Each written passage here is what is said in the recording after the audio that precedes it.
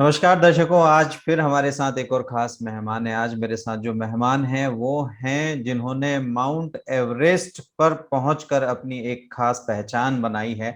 यानी कि मध्य प्रदेश की वो पहली महिला हैं जिन्होंने माउंट एवरेस्ट को फतह किया और अपना नाम उस और आगे बढ़ाया। तो चलिए मिलवाता हूं मैं आपको मेघा परमार से। मेघा, बहुत स्वागत है आपका। आ, नमस्ते। बहुत सारी शुभकामनाएं पहले तो आपको, आपके अचीवमेंट्स के लिए जो तमाम आपने अचीव किए हैं, और भी अलग अलग माउंटेन्स को आपने पहुंचे हैं वहां पर, और अपने देश का, अपने प्रदेश का, अपने गांव का और अपना खुद का नाम रोशन किया है उसके जरिए। उसके अलावा मेघा ब्रांड एम्बेसडर भी है मध्य प्रदेश सरकार की बेटी बचाओ बेटी पढ़ाओ की, और बहुत सारी एक्टिविटी में ये आगे रहती भी हैं। तो मेघा, बहुत सारे अचीवमेंट आपके साथ जुड़े हैं और आज हम आपसे बात कर रहे हैं, हमारा भी सौभाग्य है। सबसे पहले तो यही जानना चाहूंगा कि बहुत ग्रामीण परिवेश से आप आती हैं और कृषक परिवार से संबंध रखती हैं। तो जो सफर आपने शुरू किया, वो शुरुआती सफर किस प्रकार का रहा था? क्योंकि जब आप बहुत ऐसे परिवेश में रहते हैं तो बहुत कुछ करने का मौका नहीं मिलता। मैं धुर गांव की हूँ, अभी भी और पहले भी। जी। तो पर ये है कि वही धुर गांव का अपन आपको रफ एंड टफ रोड गोड बना देता है, जो हमारे शब्दों में कहते हैं। हम्म। तो मैं कहूंगी अवसर तो हाँ डेफिनेटली कम मिलते हैं, हम्म। बट स्ट्रांग बहुत बना देते हैं। वही हम्म। चीज हमें उसे वही ना, एक ही सिक्के के दोनों पहलू देखेंगे। तो हम्म। मैं दोनों पहलू से देखती हूँ, तो वो जरूरी भी था। जी। सूझनी पड़ती शुरुआत में कि अरे मतलब मार्गदर्शन नहीं मिलता। जैसे हमें पहले इंटरनेट पे कैसे सर्च करते हैं ये तक नहीं आता था। तो ये पता नहीं होता था कि क्या क्या करने के लिए मैं बनी हूँ। तो मैं कहूंगी जितने भी बच्चे हैं, सबसे पहली चीज होती है पढ़ाई। जब हम हम्म। पढ़ते हैं गांव में, स्पेशली जो जिस बैकग्राउंड से जो बच्चे सुन रहे होंगे या हम्म। जिन दर्शकों तक जाते हो, या आप भी देखिएगा, आपके हम्म। मम्मी पापा ने भी, आपके पेरेंट्स ने आपको तब तक सारे कुछ नहीं करने के लिए कहा होगा जब तक आप पढ़ रहे होंगे। तब उन्होंने बिल्कुल एक ही जी। चीज कही होगी, आप पढ़ और जो आपको करना है वो करो। हम्म। सो एक ही टाइम हमारे पास रहता है जब तक हम पढ़ रहे होते हैं। हमारे मम्मी पापा या हमारे पेरेंट्स या समाज के जो दूसरे दबाव है, पैसा जी। कमाना हो गया या शादी का दबाव हो गया, वो बहुत कम रहता है जब तक हम पढ़ते हैं। पहली हम्म। चीज है पढ़ाई, सबसे इम्पोर्टेंट पढ़ना है। पढ़ने के बाद सब चीज में पार्टिसिपेट करना है, हम्म। चाहे वो गांव का बच्चा हो चाहे शहर का बच्चा हो। गाओ, गाना गाना है तो गाना गाओ, खेलना है तो खेलो, डांस करना है तो डांस करो। जब तक हम पार्टिसिपेट नहीं करेंगे तब तक हमें पता नहीं चलेगा कि हम किस चीज के लिए बने हैं। हम्म। और बस वहीं से पकड़ना है ना, आपको कोई आपके पेरेंट्स बताएंगे आप किस चीज के लिए बने हो, खुद से अच्छा कोई नहीं जानता है। फिर आपने जब अपने आप को समझ लिया कि अपन इस चीज के लिए बने हैं, तो हम्म। उसको उस चीज को लिख लो कि मैं खिलाड़ी बन सकता हूँ।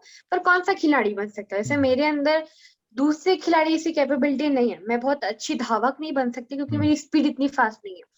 पर मुझ में जिद है, जुनून है और स्टेमिना है, या लॉन्ग ड्यूरेशन तक मैं कुछ कर जी। सकती हूँ। तो मुझे लगा कि मैं साहसिक गतिविधि, और डरती नहीं हूँ मैं, कर हो जाएगा, दिखा जाएगा। तो मुझे लगा कि मैं साहसिक गतिविधि कर सकती हूँ।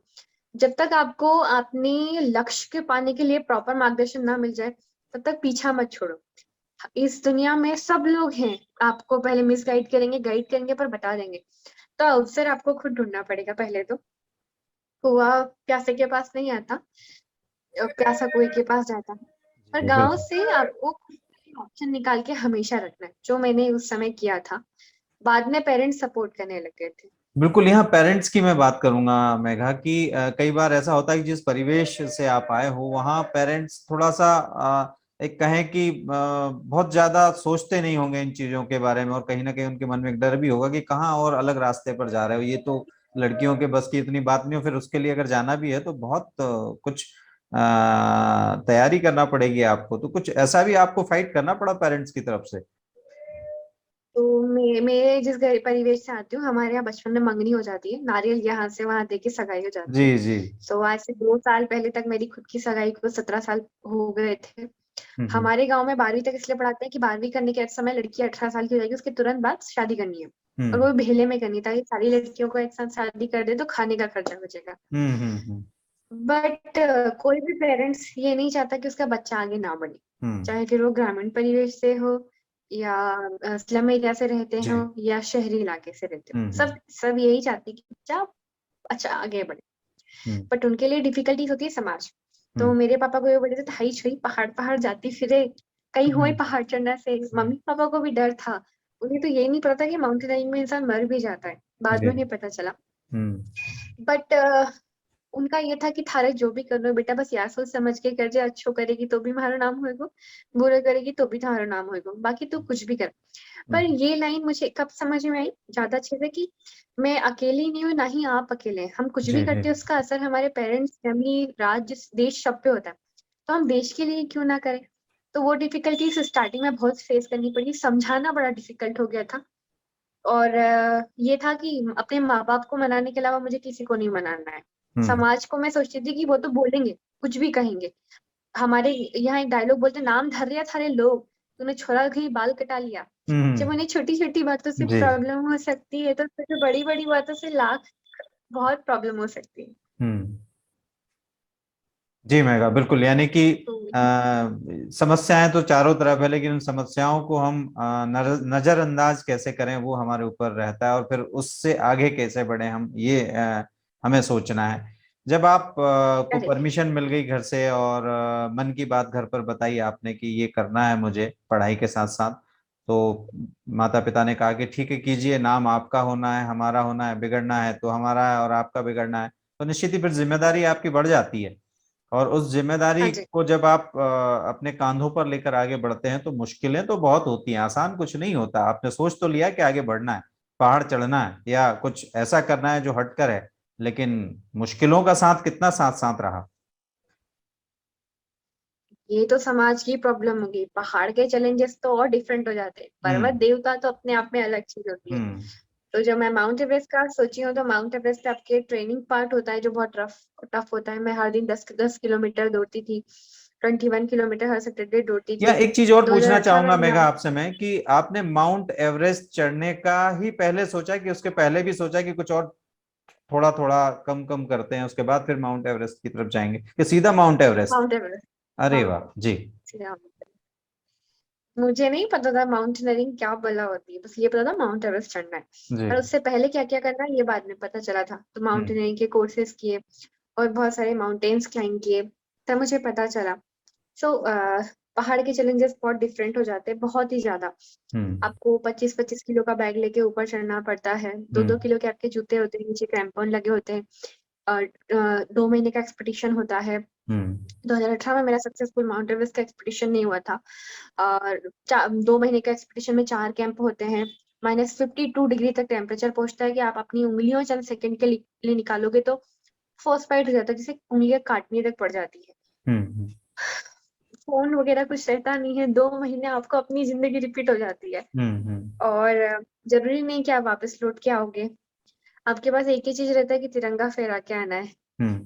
और उस समय आपका दिमाग भी शून्य हो जाता है। 2018 में मेरा माउंट एवरेस्ट समिट नहीं हुआ था, 700 मीटर रह गया था। हम्म।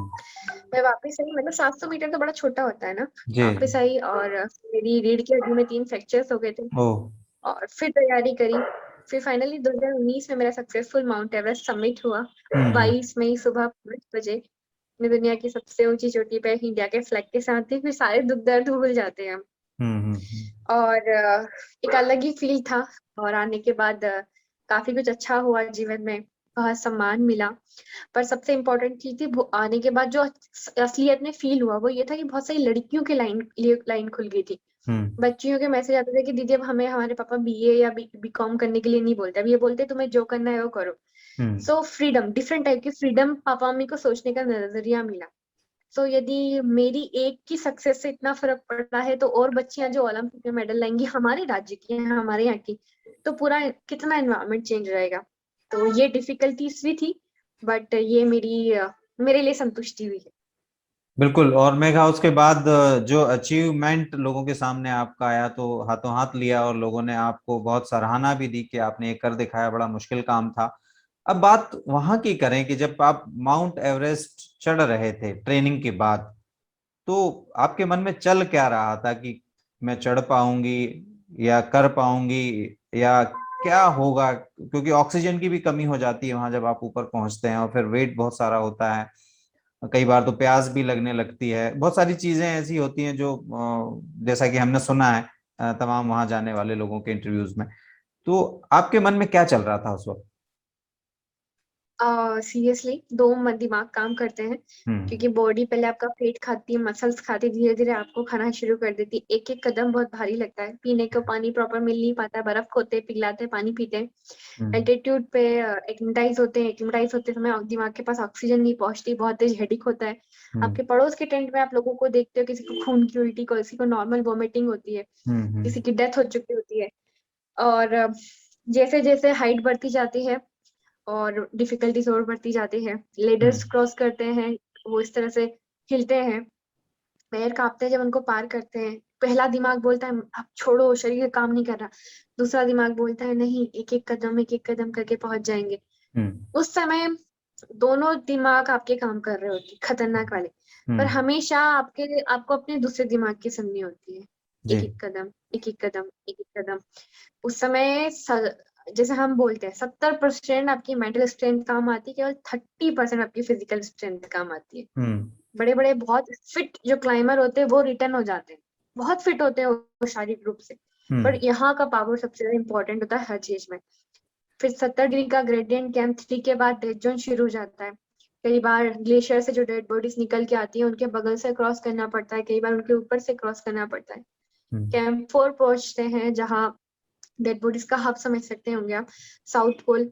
वहाँ स्लीपिंग बैग में बंद करी हुई ढेर सारी डेड बॉडीज होती है। वहीं आप रात बिताते हो और फिर सबमिट के लिए निकलते हो। ये चैलेंजेस आपको लाइफ को देखने का नजरिया बदल देते।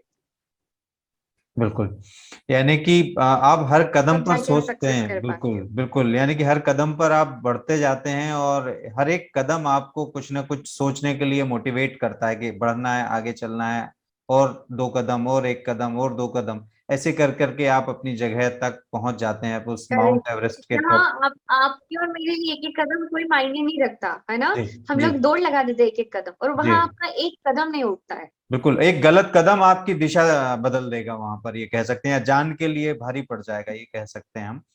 तो निश्चित ही आपका डिसीजन और खासतौर से विल पावर बिल्कुल आपका जो है वो बिल्कुल। बहुत स्ट्रांग होना चाहिए।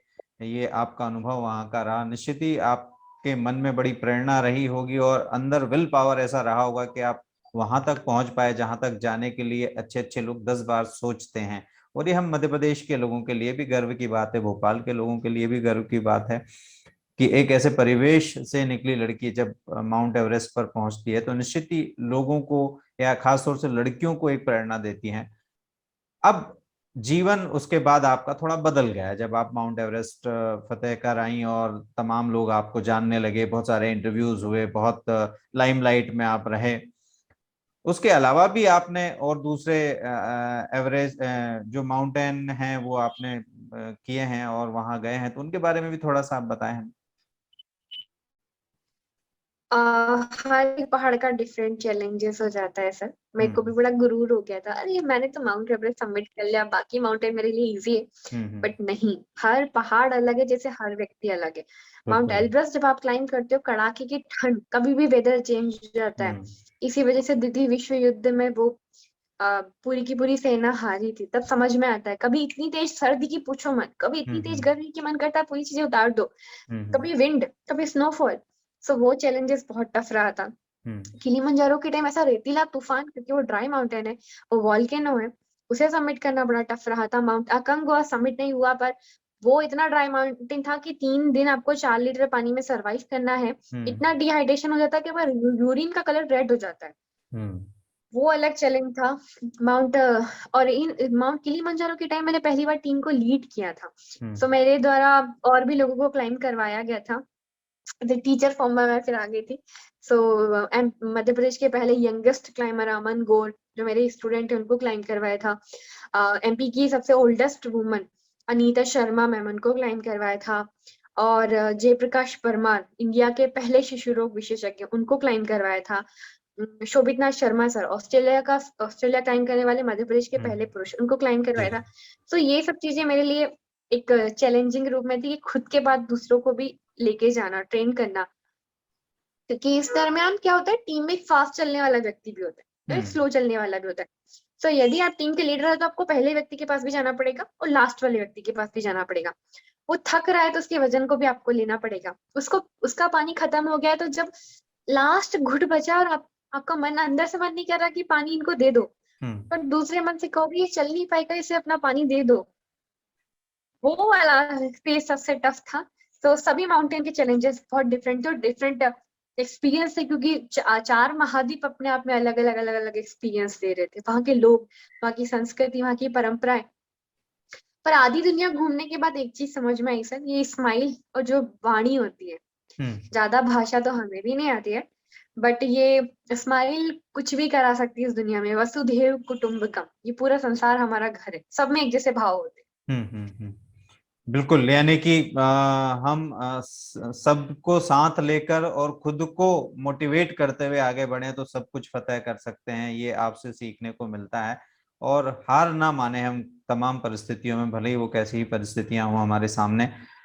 ये तो आपने बताया कि किस प्रकार से आपने तमाम जो माउंटेन्स हैं उन पर पहुंचे और लोगों को सपोर्ट किया जो आपके साथ है, आपके स्टूडेंट्स भी हैं, अब आप ट्रेनर भी हैं, एक नई भूमिका भी है आपकी कि आप लोगों को ट्रेन करती हैं और इस तरह से पहाड़ों पर चढ़ने के लिए बोलती हैं, सिखाती हैं। और बहुत 4 लोगों के नाम आपने अभी लिए हैं, वो लोग जा चुके हैं वहां पर। इसके अलावा और क्या चीजें हैं जो छुपी हैं, जो करती हैं आप इन चीजों से हटके, जो लोगों को नहीं पता है मेगा? सो मेरे को भी तनाव होता है, हम्म। डिप्रेशन होता है, हम्म। टेंशन होता है। तो जो पीछे दीवार दिख रही है, बिल्कुल, मुझे जब लग भी रहा था जितने जी। बच्चे हैं कुछ भी तो जब भी टेंशन डिप्रेशन हो, जी। आप कागज उठाओ या पेन उठाओ या गाना गाओ, अपने हम्म। मन को हल्का करना सीखो। हम्म। मैं मांडना बनाती हूँ उस टाइम। मेरे को हम्म। खाना बनाना, मतलब सिर्फ रोटी बनाना, सब्जी बनाना मुझे पसंद नहीं है। सो रोटियां बनाना बड़ा पसंद है, वो मैं करती हूँ। मुझे मेरे घर के काम करना, गाँव के काम करना जिसमें वर्कआउट भी हो, हम्म। गोबर फेंकना, झाड़ू लगाना, बर्तन मांजना, स्पेशली बर्तन मांजना मुझे बहुत पसंद है, ये काम मैं करती हूँ। और डाइविंग करती हूँ मैं अंडर वाटर। और हम्म। क्या करती हूँ, ऐसे ही कुछ ना कुछ करती रहती हूँ तो बस। बहुत सारी एक्टिविटी हैं, पहाड़ चढ़ने के अलावा पहाड़ खोदने जैसी बहुत सारी एक्टिविटी हैं जो आप करते हैं, जिससे बॉडी की एक्सरसाइज होती रहे। निश्चित ही इतना सारा कुछ कर पाना एक समय में और फिर खुद को आगे बढ़ाए रखना उन चीजों में जो आप चाह रहे हो, बड़ी बात होती है। इसके अलावा और जब भी मुझे समय मिलता है, हाँ जी, मैं मध्य प्रदेश की बेटी बचाओ बेटी पढ़ाओ की ब्रांड एम्बेसडर हूँ, तो मैं कोशिश करती हूँ कि जिन जगह से, बाकी की जगह तो डिपार्टमेंट पहुंच जाता है कॉलेजेस में, हम्म। बड़े बड़े कॉलेजेस में, पर जो ट्राइबल एरिया है, रूरल एरिया है, हम्म। गाँव है, हम्म। मैं वहाँ की आंगनबाड़ी, वहाँ के स्कूलों में जाना सबसे ज्यादा पसंद करती हूँ। और वहां मैं 1 रुपया भी नहीं लेती हूँ। मतलब जी। बाहरी मतलब प्राइवेट का प्रोग्राम या कॉर्पोरेट के प्रोग्राम होते हैं, मैं वहाँ चार्ज करती हूँ, पर यहाँ मैं 1 रुपया भी चार्ज नहीं करती हूँ, जो मुझे यहाँ संतुष्टि देती है। क्योंकि वहां के बच्चों की जो ऊर्जा, एनर्जी और जो स्माइल मेरी जाने की उससे होती है, तो मैं उनको, उनके अंदर अपने आप को महसूस करती हूँ। सो मुझे सोशल वर्क नहीं कहेंगे इसे, अपनों के लिए काम करना, इन छिप के करना वो ज्यादा पसंद है। बिल्कुल, आत्मिक संतोष के लिए ये काम आप करती हैं, और ये बहुत अच्छी बात है कि आपके मन में ऐसा है कि मैंने जो अचीव किया वो तो ठीक है, लेकिन मैं दूसरों को क्या अचीव करवा सकती हूँ और मेरे जरिए लोग कितना और क्या पा सकते हैं। ये सबसे बड़ी बात है मेगा। इसके लिए तो आपको बहुत बहुत बधाई कि आप ऐसा सोच रखती हैं, और खास तौर से उन ग्रामीण क्षेत्रों में जहाँ लोग सोचते नहीं, जहाँ के बारे में कि ताकि अभी हम देखें ओलंपिक में बहुत सारे खिलाड़ी, हॉकी के ले लें आप, और भी अदर मुक्केबाजी में ले लें, सब ग्रामीण परिवेश के हैं, सब सामान्य परिवारों से हैं। मेरे ख्याल से आप बहुत कनेक्ट करती होंगी उन सभी लोगों से जो अभी ओलंपिक में मेडल लाए हैं।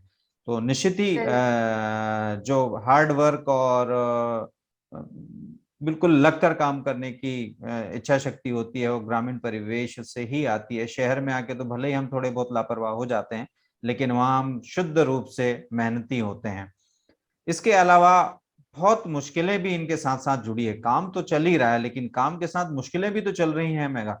और उन मुश्किलों को जब आप सामना करते हैं तो फिर कैसे पार पाते हैं उन मुश्किलों से, और फिर अपने आप को आगे निकाल पाते हैं? ऐसा तो आपने कहा कि हाँ ठीक है, रिलैक्स कर लेती हूँ और तमाम चीजें हो जाती हैं, लेकिन वाकई कुछ मुश्किलें ऐसी भी होती है जो आपके सम्मान और स्वाभिमान को ठेस पहुंचाती है? हाँ, और मैं गुस्से की बहुत तेज भी हूँ। जी। मतलब मुझे बहुत तेज गुस्सा आता है, उस समय मैं अपने गुरु जी को बोलती, सर क्या करूँ मैं। सर मुझे हम्म। बोलते, एक तो तुम, मैं जब जब भी मुझे किसी पे गुस्सा आता है, या पहले जो होता था मुझे, हम्म। तो मेरे टीचर ने कहा था वहां से तुरंत या तो निकल जाओ, तेज तेज वॉक करना शुरू कर दो, जी। तो मैं हमेशा वो करती हूँ। दूसरा, यदि सोशल साइट या कहीं कोई लोग इनडायरेक्टली परेशान कर रहे हैं मुझे या मेरे से जुड़े हुए लोगों को, तो ऐसे टाइम पे पहले पहले मन करता था कि इनको उन्हीं की भाषा में जवाब दो, पर मेरे टीचर ने कहा कि आप अपना काम करते रहो, कभी किसी उनको परेशान करने में अपना समय हम क्योंकि बर्बाद करेंगे ना सर, टाइप करेंगे, लिखेंगे, जवाब देंगे, फिर वो बातें बढ़ेंगी।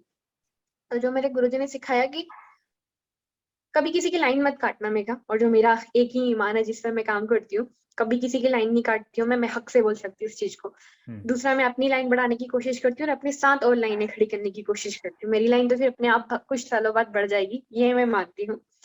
और दूसरा, जब ऐसी चीजें आती हैं, यहाँ दर्द होता है, सब एक सी बात है, मैं जी। भी माना हूँ, बट वो दर्द सिर्फ 10 मिनट 15 मिनट का होता है, फिर मुझे समझ में आता है कि हम क्यों किसी को जवाब दें, उन्हें समय अपने आप जवाब दे देगा, मैं अपना अच्छा काम करती रहूं, उनसे क्या होता है, बस यही मेरी यही चीजें होती है जिससे मैं काम करती हूँ। बिल्कुल। और निश्चित ही जब आप इन सारी चीजों को साध लेते हैं तो आगे बढ़ने में बहुत हिम्मत मिलती है आपको।